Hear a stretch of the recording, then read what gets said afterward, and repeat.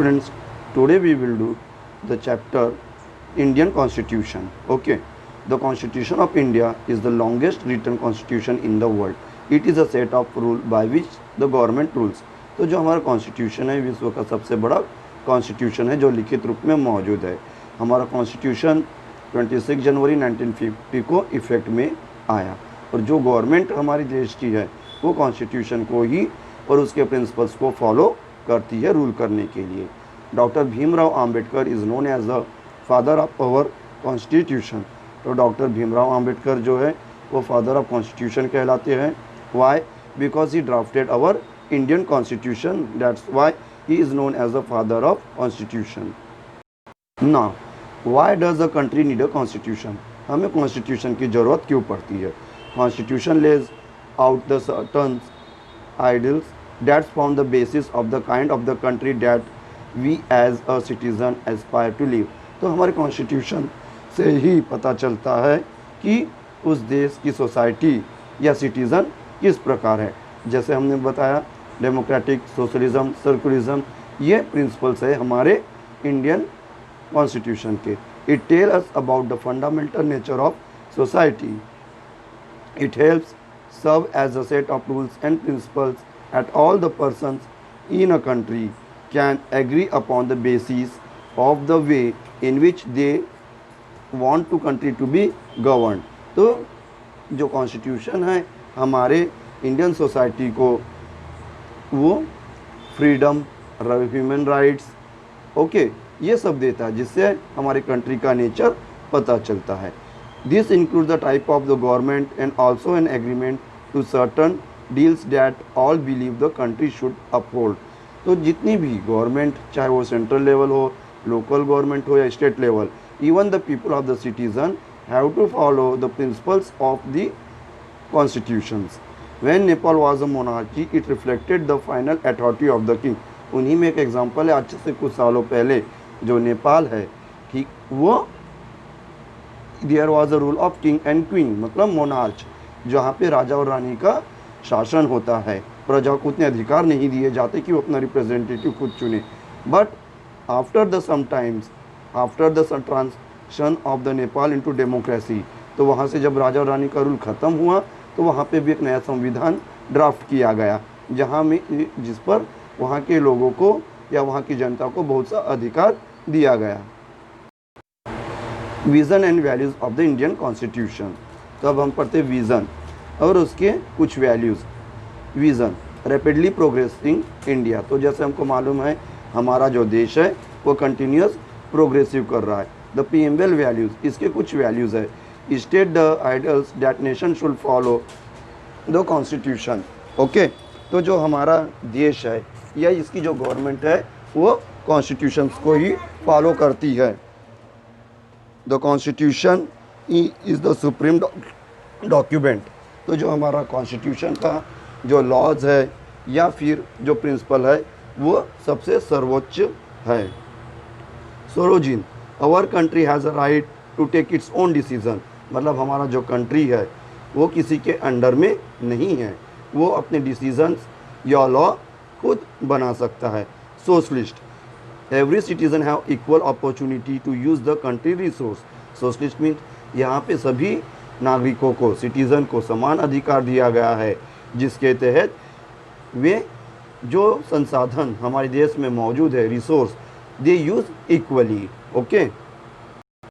Secular, all the religion are treated equally in India, there is no state religion. It means that our country, as we know that every type of persons reside here, सभी धर्म, जाति और समुदाय के लोग यहाँ रहते हैं। तो इसलिए हमारा जो कंट्री है वो किसी एक धर्म का बढ़ावा नहीं देता, वो सभी धर्म के लोगों, जाति को बराबर मौके देते हैं आगे आने के लिए और अपने अपने धर्म या सोसाइटी की प्रोग्रेस के लिए।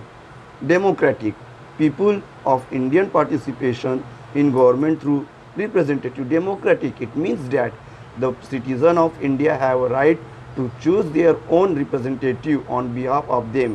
तो हम जो भारत के नागरिकों को संविधान की तरफ से अधिकार मिला है कि वे अपने रिप्रेजेंटेटिव को at the time of election, election के समय वोट देकर खुद चुनते हैं। यह डेमोक्रेटिक है। Republic, president who is the elected head of the state serve for the fixed term and his office is not hereditary. तो प्रेसिडेंट और गवर्नर जो हमारे भारत के हैं वो 5 साल के लिए नियुक्त किए जाते हैं और उनकी वो जो टर्म होती है वो हेरिडिटी नहीं, हेरिडिटी मीन्स वो जो जनरेशन टू जनरेशन शिफ्ट नहीं कर सकते। It is fixed for 5 year.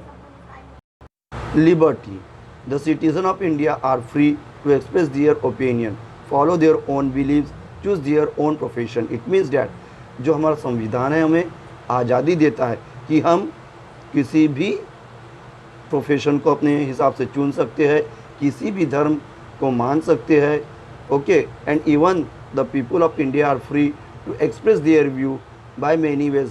Okay, और यहाँ तक कि यहाँ के लोग अपने जो विचार है, व्यूज़ है, वो अलग अलग तरीक़ों से लोगों के सामने रख सकते हैं। अब बात करते हैं इक्वालिटी की।